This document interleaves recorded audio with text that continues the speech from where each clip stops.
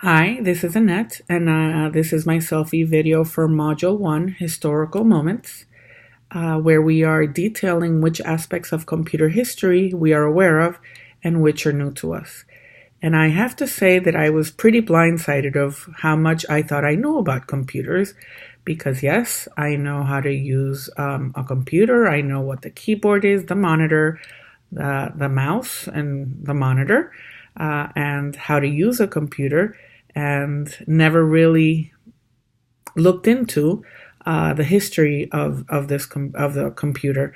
And now I know how much I did not know, which is very interesting, and one of the reasons why I wanted to take this class.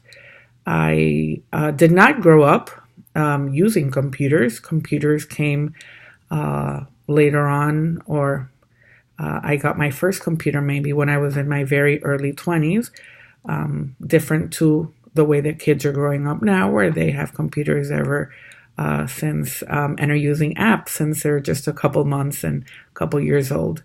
So there was really not much that I knew. Fun fact, there was, which I found quite interesting. There was used to be a store at the mall close to my house, and I don't know if they still exist, by the name of Babbage's. And of course, I didn't know where the name came from, but now I do. I know that Charles Babbage designed the first automatic computing engine, and he invented computers, but unfortunately failed to build them. And it wasn't until about 153 years later that the computer was actually designed. So just fun fact, but I guess I knew something about it, but didn't really know what it was um, I when the name Babbage's came to mind.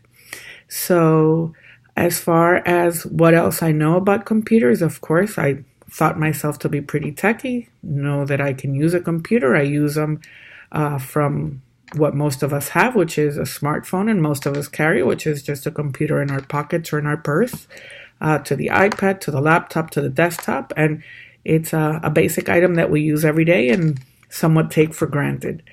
So another thing that I unfortunately didn't think about too often was how we now assume that computers always had the internet. And of course, I know obviously that they didn't, but before, computers just used their own programs. And of course, now we take for granted that anytime we pick up any one of these devices, yes, we have the internet.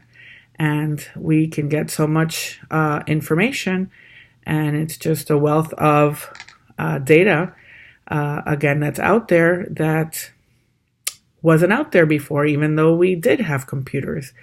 And it's interesting to see now how my own children, who are already 21, can't fathom their life without computers, and wonder how we did without computers and the internet. And again, it wasn't until my very early 20s, just about a little over 20 years ago, that I actually got my first computer. And it wasn't until many, many years later that we actually got laptops and had, again, more accessibility to these.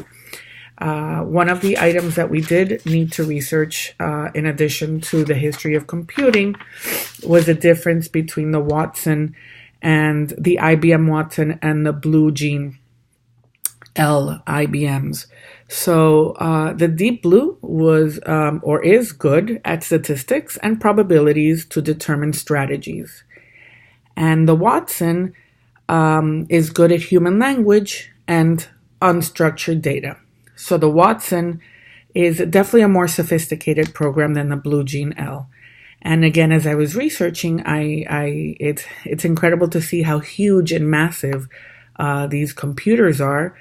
And much like, again, they were, I remember many, many years ago, even before I had my own computer, and I would go into my parents' businesses, and they had these huge, massive, who knows how much they weighed and how big they were, these massive computers, compared to now how minimal they are, and how efficient and small they are compared to what they were before. These are just some of the things that I learned.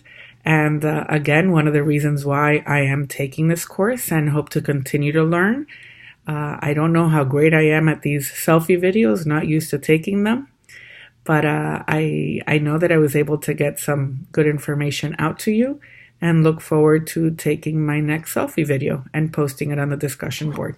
Thank you.